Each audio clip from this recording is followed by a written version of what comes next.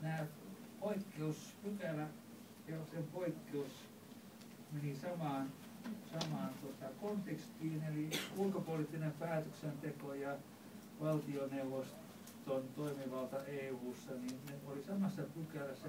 Ei ollut poikkeuksia, vaan oli yhtä sääntöä. Se oli jaettu selvästi. Silloin myöskin tämä huippukokouksessa osallistuminen ainakin useiden taholta katsottiin, että se on nyt ratkennut.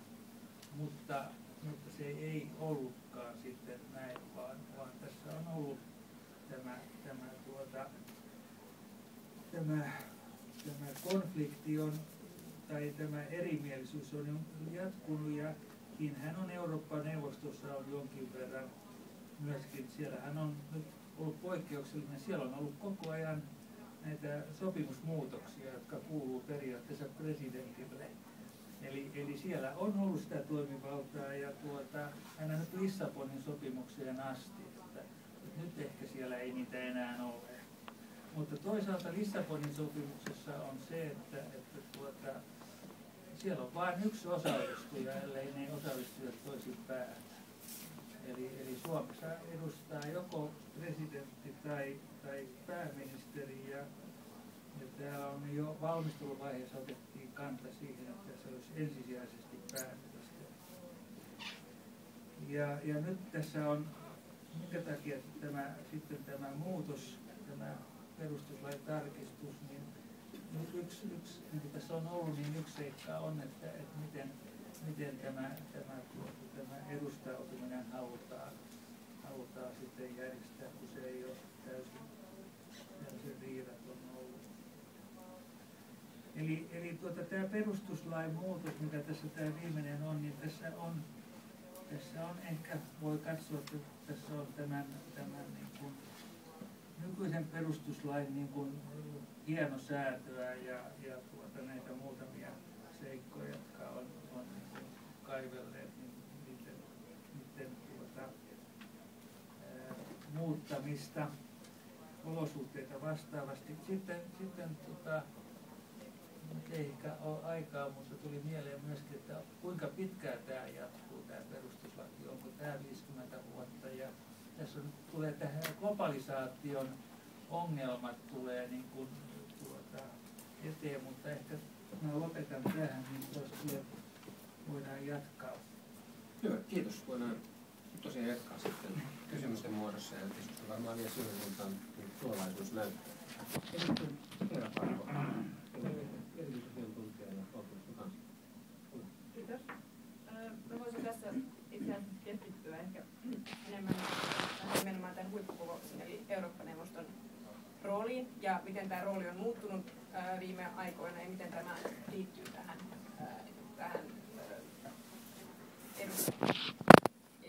EU-maailmassa, niin kuin otsikossa lukee. Eli nyt oikeastaan, nyt Lissabonin sopimus tuli voimaan noin vuosi, se on nyt vuoden voimassa.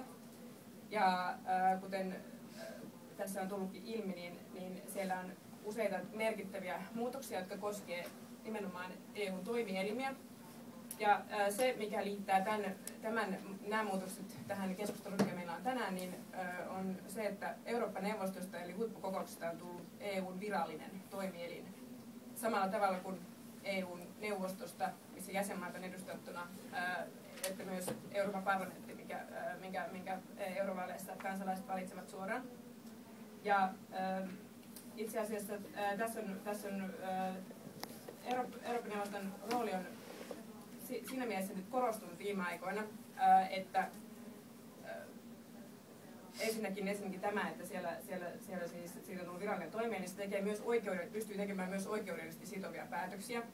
Ennen Euroopan neuvoston huippukokouksesta oli sellaisia, että siellä valtion tai hallitusten päämiehet kokoontuivat ja sitten tuli ulos tämmöiset puheenjohtajan päätelmät, jotka oli ainoastaan EUn sen hetkisen puheenjohtajamaan nimissä.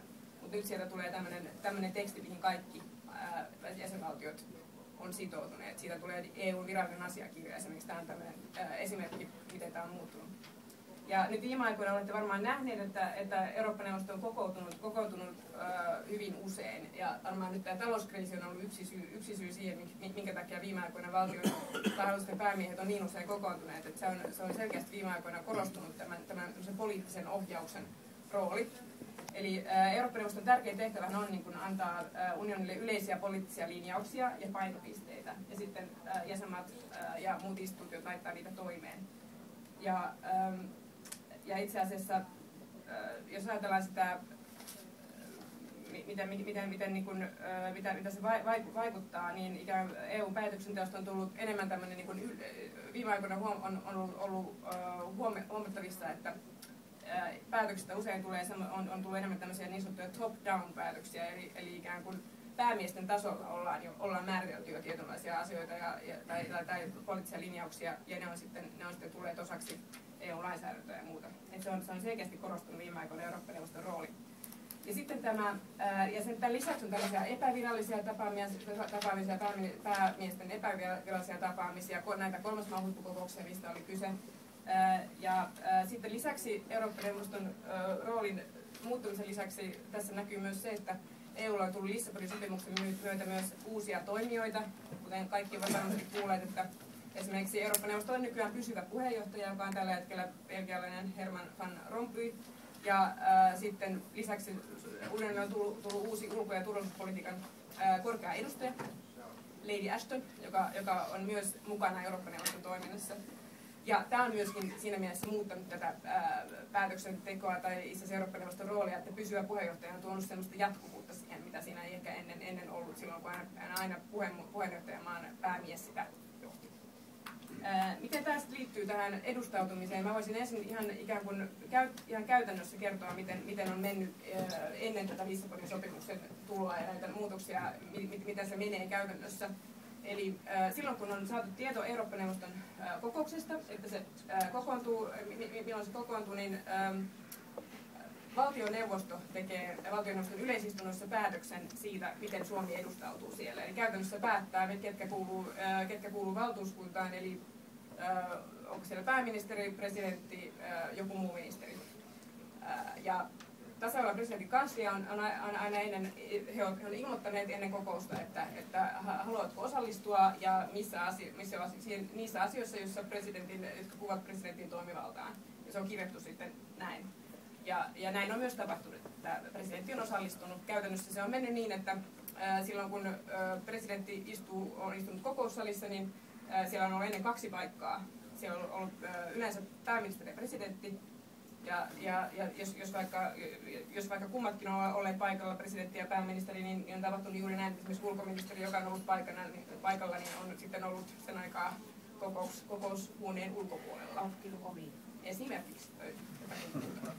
Silloin joskus kun presidentti ja ulkoministeri on ollut paikalla, niin on Euroopan ministeri. Aivan.